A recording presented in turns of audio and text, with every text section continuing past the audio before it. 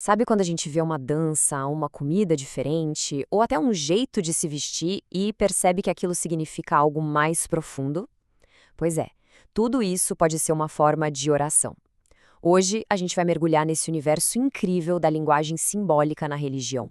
Vamos ver como dá para se comunicar com o sagrado sem precisar de palavras. Vamos pensar um pouquinho? Como é que a gente conversa sem usar a voz, hein? Tipo, um sorriso, um tchauzinho de longe, um abraço apertado. O nosso corpo e o que a gente faz falam um monte, né? E olha, nas religiões, essa comunicação é, uau, super poderosa. Sabe aquelas ideias que são tão grandes que nem cabem em palavras? Elas são mostradas com toda a força por meio de símbolos, de gestos e de rituais. A música e a dança, por exemplo, nossa, são linguagens que todo mundo entende. Aqui no Brasil e em um monte de outros lugares, as danças são como livros vivos, sabe? Elas contam a história de um povo. É um jeito de todo mundo junto dizer: ei, a gente pertence a este lugar, essa aqui é a nossa história, a nossa cultura. Então, para a gente entender bem essa história, olha só o nosso caminho de hoje. Primeiro, vamos ver como a gente fala sem usar palavras. Depois, como dança e música se conectam com a fé. A gente vai ver também os símbolos do dia a dia, os gestos de respeito e a importância da palavra escrita. E no fim, a gente junta tudo para entender por que isso é tão importante para o respeito entre as pessoas. Bora lá então, começando com o dança e música. A gente já viu que são linguagens que todo mundo entende, né? Mas como é que elas viram uma conversa com o que é sagrado? Como é que um passo de dança ou uma música pode mostrar a fé de alguém? Vamos descobrir. E olha que legal, isso vira uma conversa de verdade com o sagrado. Pega o candomblé e a umbanda, por exemplo. O som dos atabaques, aqueles tambores, e os movimentos da dança não é só uma festa, não. É muito mais. É um jeito de rezar, de mostrar o que se está sentindo e de se conectar diretamente com o divino. Mas ó, essa linguagem especial não acontece só nos rituais, não. Ela tá ali, misturada no nosso dia a dia, nas coisas mais simples, tipo na comida que a gente faz ou na cor da roupa que a gente escolhe. Para a gente entender isso direitinho, a gente precisa conhecer os orixás. Imagina que eles são como guias espirituais, que dão uma força para organizar a vida de quem segue essas religiões. Eles são tipo uma ponte entre o nosso mundo e o mundo sagrado. E é aqui que a coisa fica linda. Cada orixá tem seus gostos, suas preferências. A Oxum, por exemplo, adora tapioca e as cores rosa e dourado. Então, quando alguém prepara essa comida para ela ou usa essas cores, é um ato de puro carinho e respeito. É como fazer o prato preferido de alguém que a gente ama muito, sabe? A comida se transforma num símbolo de carinho, de devoção. Legal, né? Mas essa linguagem simbólica não tá só no que a gente faz, tipo cozinhar ou dançar.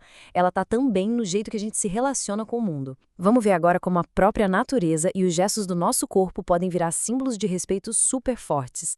Para muitos povos indígenas, por exemplo, não precisa construir uma igreja ou um templo. O templo é o próprio mundo. O clarão de um relâmpago, o barulho do trovão, a água de um rio, tudo isso é um sinal da presença do Criador.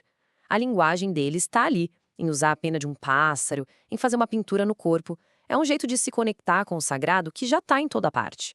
Parece uma coisa tão pequena, né? Mas como é que um gesto simples, uma coisinha que a gente faz com o corpo, pode ter um significado tão gigante? Como pode mostrar respeito a Deus? A resposta está bem aqui, olha só. Para um judeu, é usar o kippá na sinagoga. Já para um muçulmano, é tirar os sapatos para entrar na mesquita, e um cristão, por exemplo, tira o boné ou o chapéu dentro da igreja. Os gestos são todos diferentes, né? Mas a intenção, o sentimento por trás de cada um deles é igualzinho. É um sinal de profundo respeito por aquele lugar sagrado. Agora a gente vai falar de uma linguagem que mudou tudo, que foi uma verdadeira revolução para guardar as tradições. A palavra escrita. Ela virou tipo a guardiã das histórias e das crenças religiosas com o passar do tempo. Pensa só, antes de existir a escrita, as histórias e os ensinamentos eram todos passados de boca em boca. E aí, claro, tinha o risco de alguma coisa se perder ou mudar no meio do caminho, né? A escrita veio e funcionou como uma espécie de cápsula do tempo, sabe? Ela permitiu que tudo isso fosse registrado e guardado de um jeito bem mais seguro. E a gente pode ver essa jornada, né? Desde os desenhos lá nas paredes do Egito Antigo até os livros sagrados que a gente conhece hoje. A escrita virou a ferramenta principal para registrar essa relação das pessoas com o divino e garantir que essas mensagens chegassem até nós, geração após geração. Bom, a gente viu dança, comida, gestos, a palavra escrita. Ufa, quanta forma diferente de se comunicar, né? Mas O que é que tudo isso tem em comum? Qual é a grande lição por trás de todas essas linguagens? O ponto principal é exatamente esse aqui. Pensa assim: cada uma dessas linguagens é como se fosse um sotaque diferente no grande idioma da fé. Cada sotaque desses nasceu da história de um povo, da experiência única daquele grupo. E assim como não existe sotaque certo ou errado, também não existe um jeito melhor ou pior de se expressar simbolicamente. Todos são jeitos super ricos e importantes de mostrar essa busca pelo sagrado. E é por isso que esse papo é tão, mas tão importante. Quando a gente aprende a ler o que significam os símbolos e os gestos de outras religiões, de outras culturas, a gente dá o primeiro passo, o passo mais importante de todos, para o respeito. Entender o que é especial para as outras pessoas é a base de tudo para a gente conseguir viver bem e em paz. E para a gente fechar, fica aqui uma pergunta para a gente pensar.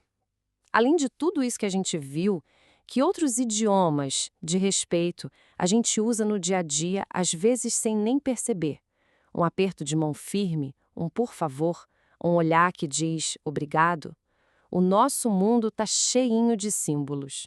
O desafio é a gente aprender a enxergar todos eles.